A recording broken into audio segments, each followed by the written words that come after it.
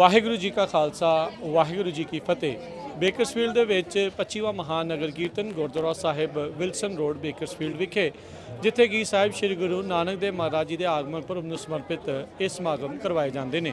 ਆਪਣੇ ਨਾਲ ਬੇਕਰਸਫੀਲਡ ਇਲਾਕੇ ਦੀ ਪਹਿਲੀ ਸਿੱਖ ਪੰਜਾਬੀ ਜਿਹੜੀ ਆ ਕੌਂਸਲ ਮੈਂਬਰ ਤੇ ਵਾਈਸ ਮੇਅਰ ਮਨਪ੍ਰੀਤ ਕੌਰ ਉਹ ਜੁੜ ਚੁੱਕੇ ਨੇ। ਵਾਹਿਗੁਰੂ ਜੀ ਕਾ ਖਾਲਸਾ ਵਾਹਿਗੁਰੂ ਜੀ ਕੀ ਫਤਿਹ। ਨਗਰ ਕੀਰਤਨ ਦੀਆਂ ਗੁਰਪੁਰਬ ਦੀਆਂ ਵਧਾਈਆਂ ਜੀ। ਤੁਹਾਨੂੰ ਜੀ ਤੇ ਬਹੁਤ ਧੰਨਵਾਦ ਪੰਜਾਬੀ ਰੇਡੀਓ USA। ਹਰੇਕ ਸਾਲ ਪਹੁੰਚਦੇ ਆ ਤੇ ਈਵਨ ਜਦੋਂ ਮੈਂ ਜਕਾਰਾ ਮੂਵਮੈਂਟ ਨਾਲ ਕਮਿਊਨਿਟੀ ਆਰਗੇਨਾਈਜ਼ਰ ਸੀ ਉਦੋਂ ਵੀ ਆਪਣੇ ਬੂਥ ਇੱਕ ਦੂਜੇ ਦੇ ਆਮੋ ਸਾਹਮਣੇ ਸੀਗੇ ਤੇ ਬਹੁਤ ਵਧੀਆ ਲੱਗਦਾ ਸੀ ਕਿ ਵੀ ਆਪਣੀ ਸੇਵਾ ਇੱਕ ਮੁੱਠ ਚੱਲਦੀ ਰਹੀ ਆ ਤੇ ਚੱਲਦੀ ਰਹੂਗੀ। ਕੀ ਕਹਿਣਾ ਚਾਹੁੰਦੇ ਅੱਜ ਦੇ ਦਿਨ ਦੇ ਉੱਤੇ?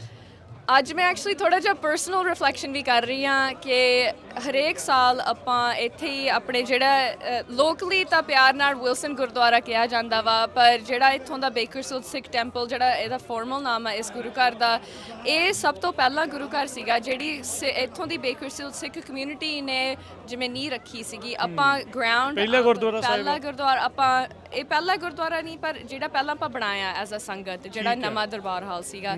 ਹਾਂਜੀ, ਸੋ ਇਹ ਮੈਨੂੰ ਲੱਗਦਾ ਸੈਕਿੰਡ ਗੁਰੂ ਘਰ ਸੀ, ਪਰ ਪਹਿਲਾ ਇਨ ਦਾ ਸੈਂਸ ਕਿ ਵੀ ਇਕੱਠਿਆਂ ਨੇ ਬਣ ਕੇ ਰਲ ਕੇ ਬਣਾਇਆ ਵਾ। ਸੋ ਜਿਹੜਾ ਆਪਾਂ ਦਰਬਾਰ ਹਾਲ ਪਿੱਛੇ ਦੇਖ ਰਹੇ ਹਾਂ, ਇਹ ਜਿਹੜੇ ਲੇਟ ਮਨਜੀਤ ਸਿੰਘ ਸਿੱਧੂ ਅੰਕਲ ਜੀ ਸੀਗੇ, ਉਹ ਆਰਕੀਟੈਕਟ ਸੀਗੇ ਤੇ ਉਹਨਾਂ ਦੀ ਫੈਮਿਲੀ ਦਾ ਵੀ ਹਜੇ ਬਹੁਤ ਯੋਗਦਾਨ ਰਹਿੰਦਾ ਸੰਗਤ ਦੇ ਵਿੱਚ। ਸੋ ਮੈਂ ਉਹੀ ਰਿਫਲੈਕਟ ਕਰ ਰਹੀ ਹਾਂ ਕਿ ਵੀ ਕਿੰਨੇ ਲੋਕਾਂ ਦੀ ਸੇਵਾ ਦੇ ਨਾਲ ਅੱਜ ਵੀ ਆਪਣੇ ਜਿਹੜੇ ਬੱਚੇ ਆਉਂਦੇ ਨੇ, ਜੁੜਦੇ ਨੇ। ਮੇਰੀ ਵੀ ਮੈਂ ਕਹਿੰਦੀ ਕਿ ਵੀ ਮੇਰਾ ਜੰਪਲ ਇਸ ਗੁਰੂ ਘਰ ਦੇ ਵਿੱਚੋਂ ਹੀ ਹੋਇਆ। ਇੱਥੋਂ ਹੀ ਅਸੀਂ ਪੰਜਾਬੀ ਸਿੱਖੀ, ਗੁਰਮੁਖੀ ਸਿੱਖੀ, ਇੱਥੋਂ ਹੀ ਅਸੀਂ ਸ਼ਬਦ ਸਿੱਖੇ, ਕਵਿਤਾ ਸਿੱਖੀਆਂ। ਸੋ ਇੱਥੇ ਗੁਰੂ ਘਰ ਨਾਲ ਬਹੁਤ ਪਿਆਰ ਆ। ਹਾਂਜੀ, ਅੱਜ ਲੀਡਰ ਬਣਿਆ ਤੇ ਇੱਥੋਂ ਯਾਦ ਕਰਦੇ ਆ। ਹਾਂਜੀ, ਇੱਥੋਂ ਹੀ ਯਾਦ ਕਰਦੇ ਹਾਂ। ਹਾਂਜੀ, ਸੋ ਆਈ ਥਿੰਕ ਜਦੋਂ ਯਾਦ ਕਰਦੇ ਹਾਂ ਤਾਂ ਆਪਾਂ ਸੋਚਦੇ ਹਾਂ ਕਿ ਵੀ ਜਿਹੜੀ ਉਹ ਸੰਗਤ ਦਾ ਪਿਆਰ ਸੀ, ਇੱਕ ਇਨਵੈਸਟਮੈਂਟ ਸੀਗੀ ਕਿ ਸਾਡੇ ਬੱਚੇ ਆਪਣੇ ਸੱਭਿਆਚਾਰ ਨਾਲ, ਆਪਣੇ ਇਤਿਹਾਸ ਨਾਲ ਜੁੜੇ ਰਹਿਣ। ਤਾਂ ਹੀ ਅੱਜ ਅਸੀਂ ਜਦੋਂ ਵਾਈਸ ਮੇਅਰ ਜਾਂ ਆਪਣੀ ਕੋਈ ਵੀ ਆਪਣਾ ਟਾਈਟਲ ਹੋਵੇ ਤਾਂ ਹੀ ਅਸੀਂ ਉਸ ਮੁਕਾਮ ਤੱਕ ਪਹੁੰਚ ਸਕਦੇ ਹਾਂ ਜੇ ਸੰਗਤ ਦਾ ਸਪੋਰਟ ਹੋਵੇ। ਤੇ ਇੱਥੋਂ ਸਾਨੂੰ ਬਹੁਤ ਇਨਕਰੇਜਮੈਂਟ ਮਿਲਦੀ ਸੀ ਜਦੋਂ ਅਸੀਂ ਬੱਚੇ ਹੁੰਦੇ ਸੀ, ਇੱਥੋਂ ਹੀ ਸੇਵਾ ਕਰਦੇ ਸੀ। ਸੇਵਾ ਦਾ ਅਸਲੀ ਰੂਪ ਸਾਨੂੰ ਇੱਥੋਂ ਪਤਾ ਲੱਗਿਆ ਇਸ ਗੁਰੂ ਘਰ ਤੋਂ। ਹੁਣ ਤੁਸੀਂ ਬੇਕਰਸਫੀਲਡ ਦੇ ਵਿੱਚ ਸਾਰਿਆਂ ਦੇ ਲਈ ਸੇਵਾ ਕਰਦੇ ਆ, ਸੋ ਕੀ ਇਸ਼ੂਜ਼ ਨੇ ਇਸ ਟਾਈਮ ਜਿਹੜੇ ਮੇਨ ਚੱਲ ਰਹੇ ਨੇ ਬੇਕਰਸਫੀਲਡ ਦੇ? ਸੋ ਅੱਜ ਜਿਹੜੇ ਬੇਕਰਸਫੀਲਡ ਦੇ ਵਿੱਚ ਲੋਕਲੀ ਜਿਹੜੇ ਨੈਸ਼ਨਲੀ ਚੱਲ ਰਿਹਾ ਵਾ, ਇੱਕ ਤਾਂ ਇਕਨੋਮਿਕ ਸਟੇਟ ਜਿਹੜਾ ਵਾ ਆਪਣੀ ਕੰਟਰੀ ਦਾ।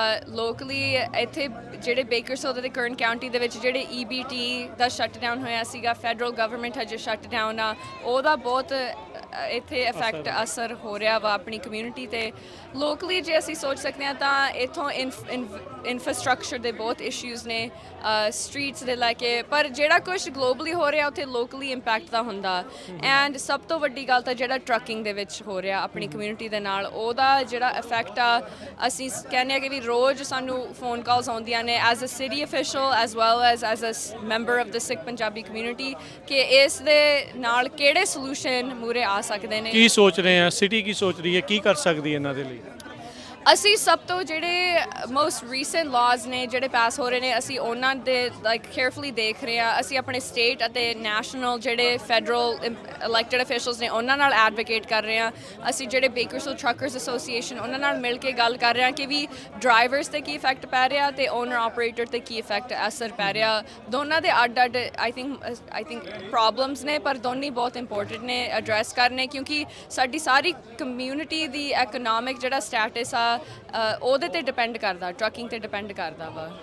ਹਾਂਜੀ, ਚਲੋ ਹੋਪਫੁਲੀ ਵਕਤ ਜਿਹੜੇ ਉਹ ਅਕਸਰ ਬਦਲਦੇ ਰਹਿੰਦੇ ਆ, ਮਾੜਾ ਸਮਾਂ ਤੇ ਚੰਗਾ ਵੀ ਜਿਹੜਾ ਉਹ ਕਦੇ ਆਊਗਾ। ਇਹੀ ਆਪਾਂ ਅਰਦਾਸ ਕਰੀਏ ਗੁਰੂ ਮਹਾਰਾਜ 'ਚ ਜਿਹੜਾ ਉਹ ਭਰੋਸਾ ਰੱਖ ਕੇ ਚੱਲੀਏ ਤੇ ਗੁਰੂ ਨਾਨਕ ਦੇਵ ਜੀ ਦੇ ਦੁਆਰਾ ਜੋ ਆਪਾਂ ਨੂੰ ਆਖਿਆ ਗਿਆ ਆ ਉਹਨਾਂ ਜਿਹੜੀਆਂ ਸੱਚੀਆਂ ਚੀਜ਼ਾਂ ਦੇ ਉੱਤੇ ਚੱਲਣ ਦੀ ਕੋਸ਼ਿਸ਼ ਕਰੀਏ। ਤੇ ਬਹੁਤ ਬਹੁਤ ਧੰਨਵਾਦ ਮਨਪ੍ਰੀਤ ਕੌਰ ਜੀ, ਬੜੀ ਮਿਹਰਬਾਨੀ। ਮਿਲਦੇ ਹਾਂ। ਧੰਨਵਾਦ ਆਪਣੇ ਵੀਰ ਇੰਦਰਜੀਤ ਸਿੰਘ ਜੀ ਦਾ, ਧੰਨਵਾਦ ਤੁਹਾਡਾ, ਧੰਨਵਾਦ। ਮੈਂ ਕਹਿੰਦੀ ਜਿਹੜੇ ਆਪਣੀ ਕਮਿਊਨਿਟੀ ਵੌਇਸਿਸ ਹੁੰਦੀਆਂ ਨੇ ਜਿਹੜੀਆਂ ਰੋਜ਼ ਐਡਵੋਕੇਸੀ ਕਰਦੀਆਂ ਨੇ, ਉਹਨਾਂ ਨੂੰ ਅਸੀਂ ਹੋਰ ਅੱਗੇ ਲਿਆਈਏ, ਅਸੀਂ ਹਾਈਲਾਈਟ ਕਰ ਸਕੀਏ, ਕਿਉਂਕਿ ਉਹਦੇ ਨਾਲ ਹੀ ਸਾਡੀ ਸਾਰੀ ਕਮਿਊਨਿਟੀ ਸਟਰੋਂਗ ਰਹਿੰਦੀ ਹੈ। ਅਸੀਂ ਤਾਂ ਇੱਕ ਬਹੁਤ ਛੋਟੀ ਆਵਾਜ਼ ਆ ਉਹਦੇ ਵਿੱਚ, ਜਿਹੜਾ ਤੁਸੀਂ ਐਡਵੋਕੇਟ ਕਰਦੇ ਆ ਅਸੀਂ ਉਹੀ ਅੱਗੇ ਲੈ ਕੇ ਜਾਂਦੇ ਹਾਂ। ਸੋ ਤੁਹਾਡੇ ਦੋਨਾਂ ਦਾ ਬਹੁਤ ਬਹੁਤ ਧੰਨਵਾਦ ਆਉਣ ਦਾ ਅਤੇ ਇੱਥੇ ਤੁਹਾਡੇ ਸੇਵਾ ਨਿਭਾਉਣ ਦਾ। ਇੰਦਰਜੀਤ ਜੀ ਕੀ ਕਹਿਣਾ ਚਾਹੁੰਦੇ ਆ? ਮੈਂ ਇਹੀ ਕਹਿਣਾ ਚਾਹੁੰਦਾ ਵੀ ਭੈਣ ਜੀ ਉਹਨਾਂ ਨੇ ਜਿਹੜੀ ਆਵਾਜ਼, ਇਹ ਸਾਰਿਆਂ ਦੀ ਆਵਾਜ਼ ਹੈ ਤੇ ਇਹਨਾਂ ਨੂੰ ਆਪਾਂ ਲੀਡਰਸ਼ਿਪ ਦਈਏ ਤੇ ਸਾਰਿਆਂ ਨੂੰ, ਇਹਨਾਂ ਨੂੰ ਹੁਣ ਛੋਟੀ ਲੀਡਰਸ਼ਿਪ ਤੋਂ ਵੱਡੀ ਲੀਡਰਸ਼ਿਪ ਤੇ ਵੀ ਪਹੁੰਚਾਉਣਾ। ਅਸੈਂਬਲੀ ਲਈ ਕਰਨਾ ਰਨ ਹਜੇ ਅਸੀਂ ਦੇਖ ਰਹੇ ਹਾਂ ਕਿ ਵੀ ਕਮਿਊਨਿਟੀ ਦੇ ਵੱਲੋਂ ਜਿਹੜੀ ਆਵਾਜ਼ ਆਊਗੀ ਰਿਕੁਐਸਟ ਆਊਗੀ ਅਸੀਂ ਉਹਦੇ ਤੇ ਹੀ ਰਿਸਪੌਂਡ ਕਰਾਂਗੇ। ਹਾਂਜੀ ਆਵਾਜ਼ ਤਾਂ ਬਹੁਤ ਛੋਟੀ ਆ ਪਰ ਕਈ ਵਾਰੀ ਉੱਚੀ ਬਹੁਤ ਜਾਂਦੀ ਹੈ, ਹਰੇ ਦੂਰ ਤੱਕ ਜਾਂਦੀ ਹੈ ਆਵਾਜ਼, ਇਹਨਾਂ ਦੀ ਆਵਾਜ਼ ਦੂਰ ਦੂਰ ਜਾਂਦੀ ਹੈ। ਤੇ ਇਹ ਸਾਰਿਆਂ ਨੇ ਰਲ ਕੇ ਆਪਾਂ ਇਸ ਆਪਣੀ ਪੰਜਾਬੀ ਕਮਿਊਨਿਟੀ ਦੇ ਅੱਗੇ ਇਹੀ ਬੇਨਤੀ ਕਰਨਾ ਵੀ ਇਹਨਾਂ ਦੀ ਆਵਾਜ਼ ਨੂੰ ਆਪਾਂ ਹੋਰ ਬੁਲੰਦੀਆਂ ਤੇ ਲੈ ਕੇ ਜਾਈਏ, ਬਸ ਇਹੀ ਕਹਿਣਾ ਚਾਹੁੰਦਾ। ਤੇ ਬਾਕੀ ਜਕਾਰਾ ਦਾ ਇੱਥੇ ਟੇਬਲ ਲੱਗਿਆ ਹੈਗਾ ਤੇ ਨਾਲ ਹੀ ਆਪਣੇ US ਪੰਜਾਬੀ ਰੇਡੀਓ ਦਾ ਵੀ ਟੇਬਲ ਲੱਗਿਆ, ਅਮਨ ਸਾਹਮਣੇ ਹੈਗੇ ਆ। ਤੇ ਤੁਸੀਂ ਆਓ ਇੱਥੇ ਸਾਡੇ ਨਾਲ ਇਨਫੋਰਮੇਸ਼ਨ ਸ਼ੇਅਰ ਕਰੋ ਤੇ ਅਸੀਂ ਤੁਹਾਡੀ ਕਮਿਊਨਿਟੀ ਦੇ ਨਾਲ ਸਾਰਿਆਂ ਦੇ ਖੜੇ ਆ, ਇੱਕ ਦੂਜੇ ਦੀ ਹੈਲਪ ਕਰੀਏ, ਬਾਂਹ ਫੜੀਏ ਇੱਕ ਦੂਜਿਆਂ ਦੇ ਆਪਾਂ।